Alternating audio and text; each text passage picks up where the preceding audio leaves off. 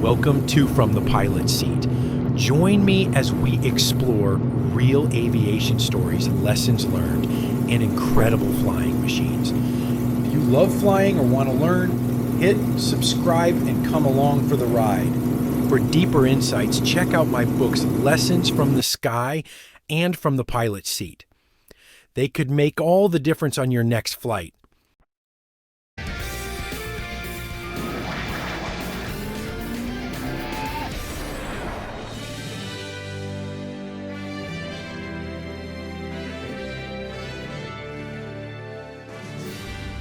WWII Air Base is home to the New Zealand Navy's Seasprite attack helicopters. This morning, the chopper's crew members are preparing for a very special mission with a very special cargo. Hello, Mr. Richards. Well, here I am. Welcome to 6th Squadron. Come in. Hello. Who am I talking to? This is Ray Richards, 88 years old. While his life is more relaxed these days, back in World War II, he was the real deal. I didn't like the peacetime Air Force. I was a wartime Navy, and it's another idea altogether. Ray was a Corsair fighter pilot in the Royal Navy Fleet Air Arm, which operated aircraft carriers in the Indian and Pacific Oceans. Try that on for size. But Ray hasn't seen a Corsair for 6 decades, so today, 6th Squadron is going to reunite Ray with the only one left in New Zealand. Been trying to put this together for some time, but we've got a beautiful day. Should have about 3 hours flight time down to Masterton. We've stopped for fuel at Ohakia. Hopefully by about 11 o'clock this morning we'll have Ray ensconced in the cockpit of the Corsair, which was his steed in the Second World War. Jason Haggett is keen to help Ray with this reunion because of 6th Squadron's historic connection with the Fleet Air Arm. 6th Squadron is an Air Force squadron, but the express purpose of 6th Squadron is to provide air power at sea. Of course, things have changed a lot since Ray's day. Corsairs and Avengers off big aircraft carriers and numerous aircraft carriers at that. And now we're flying helicopters off the back of small ships. So quite a bit different, but the heritage is the same. And while Jason ticks off the necessary paperwork for the chopper flight, Ray's already reminiscing. I'm sure it'll come flying back. Well, I never forget, as a matter of fact. It's full of nostalgia, my life. The 4 years I had flying were the best years of my life. Ray Richards joined the British Fleet Air Arm when he was 21 years old, and along with his fellow cadets, Ray learned to fly in the United States at the famous Pensacola Naval Air Station in Florida. He moved on to what was then one of the world's best fighters, the F4U Vought Corsair. Well, when we met the Corsair, it had a scary reputation. We had a nose that pointed upwards, so that a normal straight approach to a landing was absolutely without vision. And everybody had to do 4 landings, so that was 40 landings, and our squadron, by good luck and something else to help us, landed on without any accidents or damage to the planes or loss of life. But 2 of the pilots in the squadron never ever landed on a carrier again. They couldn't stand the strain. Ray and his squadron were initially based in Sri Lanka, then called Ceylon. Eventually, they joined the crew of the aircraft carrier Illustrious, from which they flew missions against ground-based targets in and around Japanese-occupied Indonesia. His most important mission was taking part in 2 raids on the Palembang oil fields in the Indonesian island of Sumatra, crucial in crippling Japanese fuel supplies. That was, in terms of damage done, was the most remarkable aircraft raid of naval aviation that the Brits had ever had. And today, 6 decades later, Ray is once again about to experience some naval aviation. Oh, I'm having a totally new experience. I've never believed this would happen. The whole day is a tremendous bonus for me.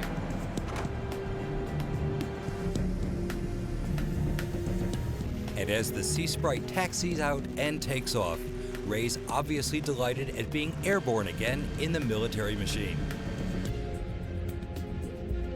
Their destination is the city of Masterton, where an aviation restoration workshop, the Old Stick and Rudder Company, specializes in replicas and restorations of old fighting aircraft, including the only Corsair in the country still able to fly. 3 hours after takeoff, the Seasprite touches down.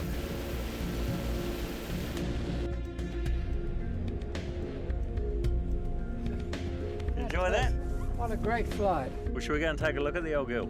You bet. What do you think? Yep. I'll put my arms around her and give her a big hug. But as they approach, it's obvious that Ray's arms are not going to reach around the old girl. How did I climb up into the thing for a I start? don't know. Some of the smaller pilots used to have wooden blocks strapped onto the rudder pedals. A simple and practical solution. And the smaller ones than that had to be taken off and put into Spitfires. And now, Ray is returning to the Corsair's cockpit for the first time since World War II. Ladders I'm all right on. Extreme movements of limbs, I'm not. Oh, that looks beautiful. The smell. They don't build aircraft like that anymore. How long since you climbed in a Corsair? 64 years. While Ray's not able to fly the Corsair anymore, he is keen to at least fold down the wings.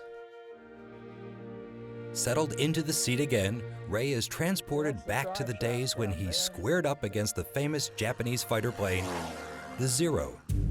The Zeros were beautiful butterfly aeroplanes, a bit like a Tiger Moth. Oh, would you say they were more agile than the Corsair?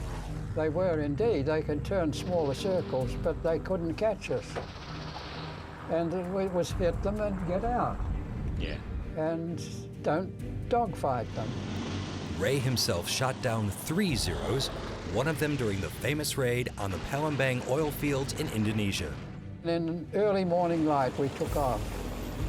And the bombers went first because they were slower than us and we could catch them up in the air.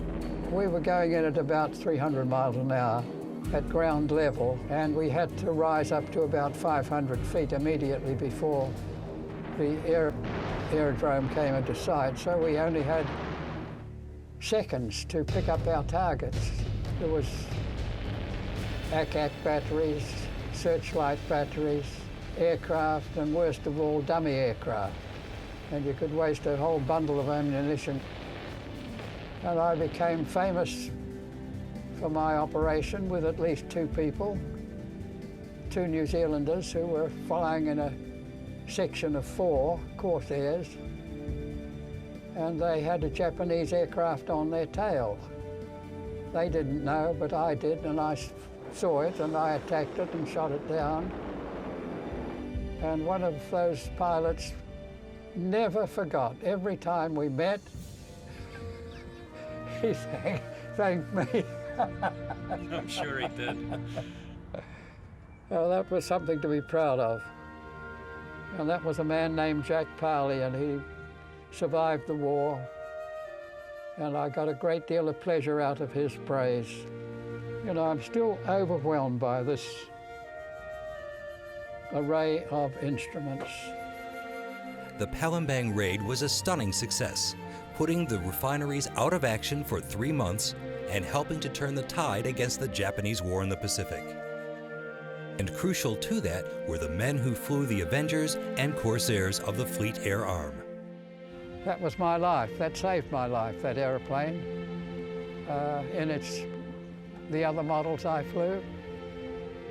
And it's just a joy to be here and to have lived this long to do it. So thank you, everybody.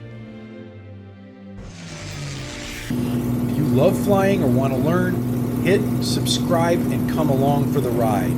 For deeper insights, check out my books, Lessons from the Sky and From the Pilot's Seat. They could make all the difference on your next flight.